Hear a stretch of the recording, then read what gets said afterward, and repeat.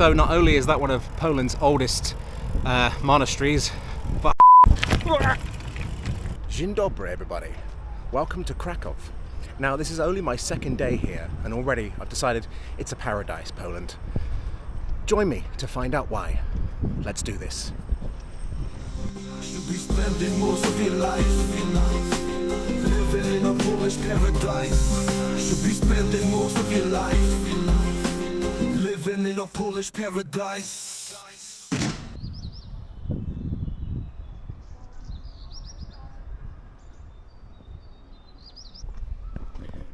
The first thing that strikes you when you're in Krakow is just how pretty everything is. Every street, every building is like beautifully well preserved and so beautiful to look at. Obviously we've got the weather on our side today, but it's a glorious place to travel to. Anyway, after exploring the castle, it's time to go and eat, and I think I found one of Krakow's best restaurants to go to for lunch. So let's go and try it out.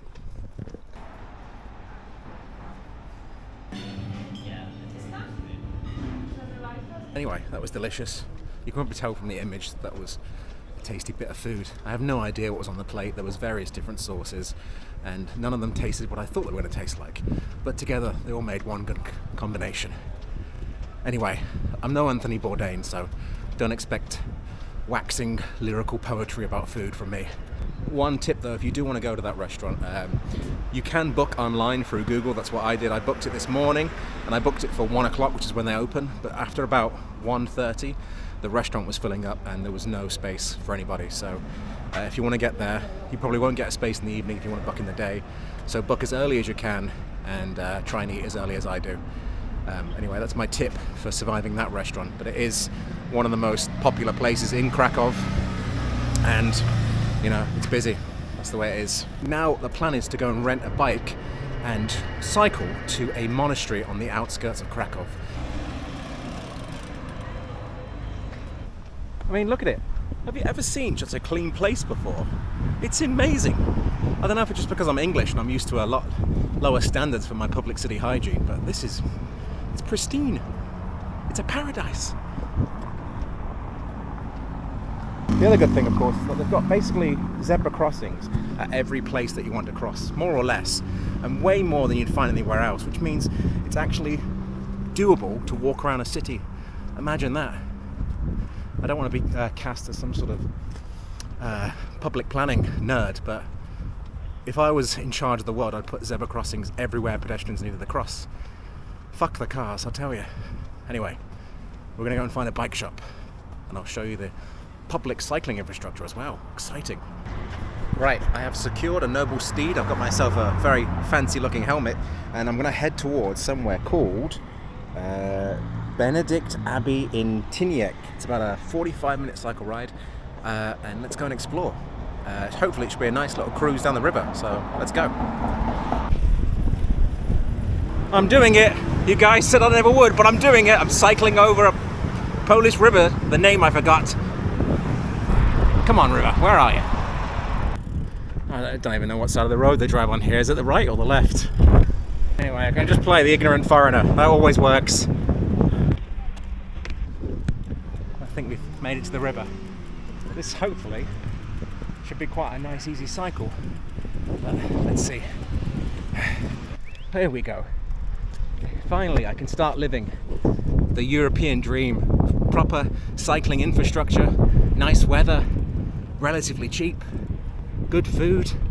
I'm telling you, my theory, Poland is a paradise, gets more and more truer the longer I spend here. Turn left, then turn right. Look, I'm not even like out of the city yet, and already you can see so many pretty buildings on the side of the river. It's really idyllic here. Helped very much so by the weather, but so nice. I'm living like some Soviet lifestyle dream, apart from I'm at the upper end of consumer capitalism as a tourist. The irony is so sweet.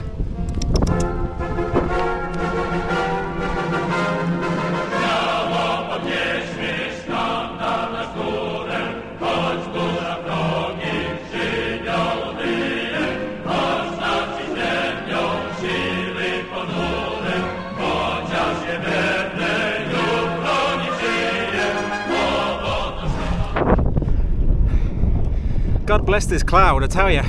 It's like 27 degrees. The cloud is much needed. Oh, could be a Catholic if you keep up the cloud, to be honest. I'm willing to convert from Islam back to Catholicism if the cloud will just stay. That's how easy my allegiances change, just based on a bit of cloud.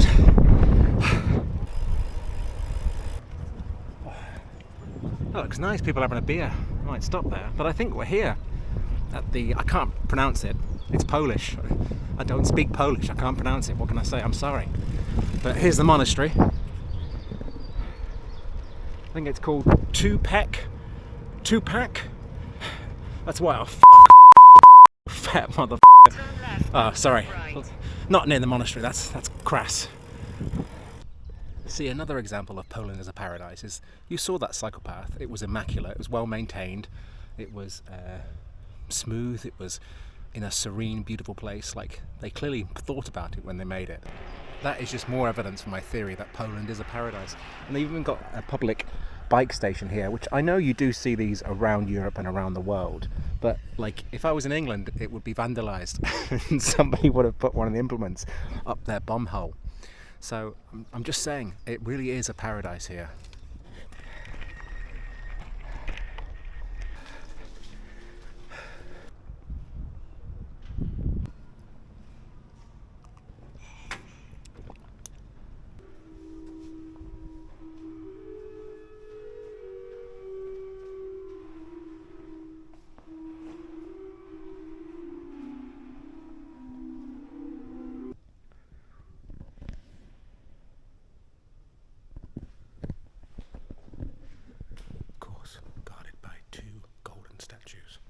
What's more important is the security red and white tape. That's the thing that really protects us.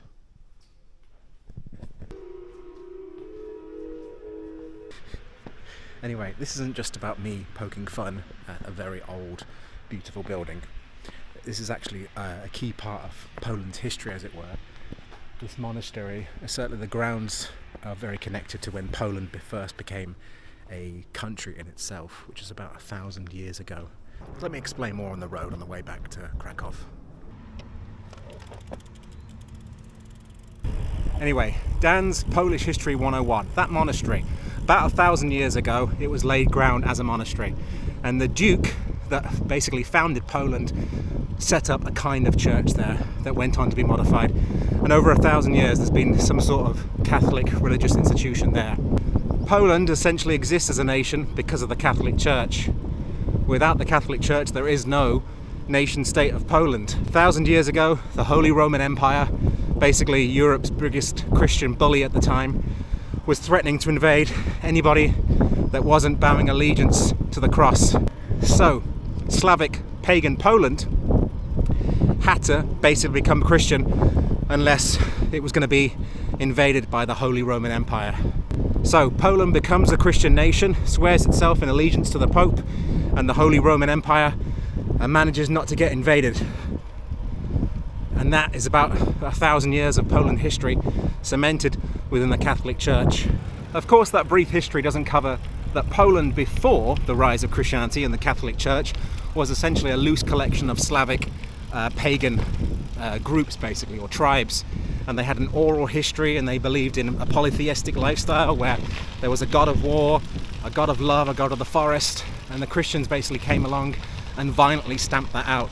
They burnt down pagan places of worship, they destroyed pagan burial mounds, and that's what they do. And that's something that you don't really learn about, is just how violent Christianity was on the face of Europe and undermining thousands of years of pagan religion and traditions. Just remember that next time you're in a cathedral. Anyway, on that cheery note, let's get back to Krakow, hand the bike back in, and go and explore more on offer in this paradise of a country.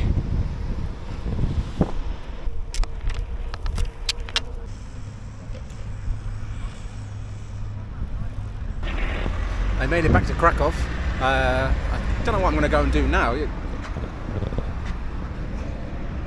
I'm having that.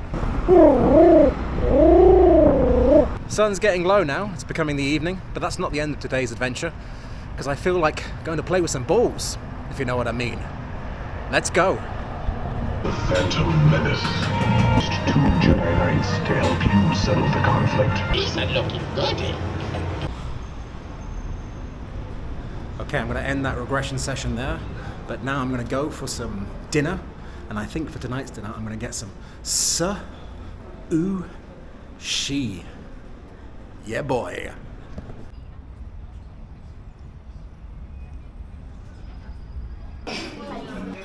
Right, that food was obviously super good. The pork inside those pierogies, I didn't actually think the pierogies looked that great, to be honest, but truly delicious. It was like meat pate sauce inside the dumpling. It was wonderful. Anyway, I'm going to try and walk off the breakfast now. I'm going to go and try and go over the river and try and explore an old quarry that used to be a working camp and concentration camp under Nazi Germany. But it's sort of fallen into disrepair and was destroyed by the Nazis, but still sort of exists. So I'm going to go and see if we can investigate and find out. Also give us a chance to walk outside of the city centre a bit. Let's go.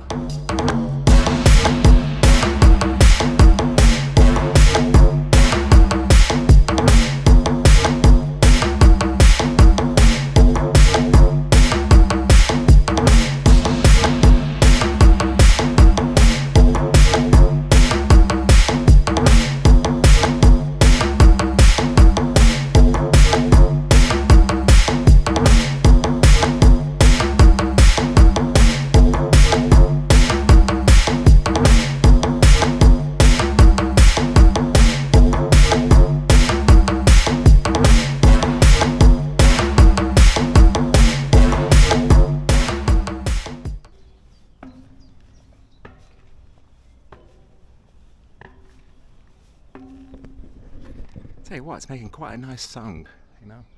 If I am going to die, I'd like to die to this song.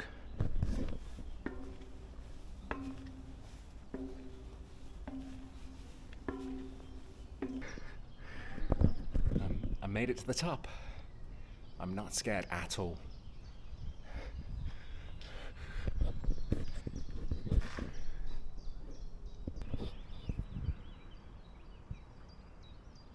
So this place is not only a area where there used to be a working concentration camp. I think after the Nazis tore it down, as they did with a lot of the camps, even when I went to Auschwitz the other day, they talk about how the Nazis tried to tear down most of the camps to get rid of the evidence so they wouldn't get persecuted for the heinous crimes that they committed.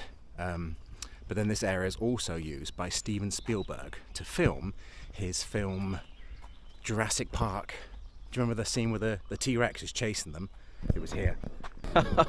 No, I'm just being silly. It's actually where they filmed War of the Worlds. You get out of here. No, it was actually where Minority Report was filmed. That scene in the factory where he's trying to escape and he gets his arm locked in one of the doors. That actually happened on this assembly line here. No, I'm just kidding. It was Schindler's List, of course. And here are the tombstones that were used in that camp that they show in Schindler's List. And there is these like fake tombstones, fake Jewish tombstones that were actually used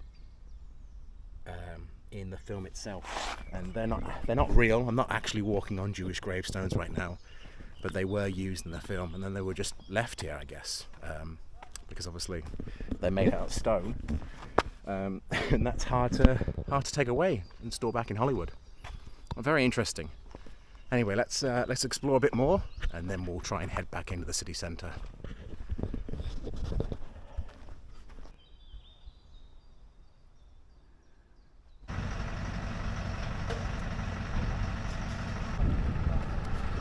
Right, I've made it back into civilization, as it were. It's way too hot. It's like 28 degrees and, I don't know, 90% humidity or something. So I'm going to go and check out this contemporary art museum. See you inside.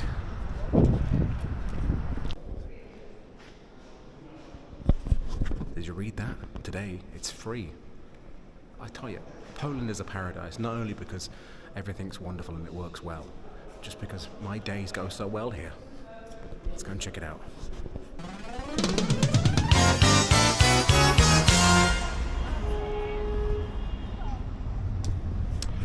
I was going to get a donut, but why get a donut when you can get a burger, hey? Bon appetit!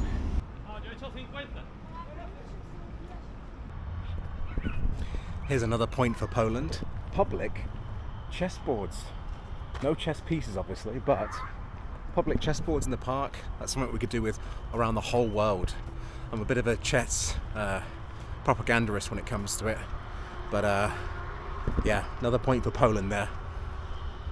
Just the evidence keeps stacking itself on top of itself, on top of itself, on top of itself. Poland is a... Well done, you got it.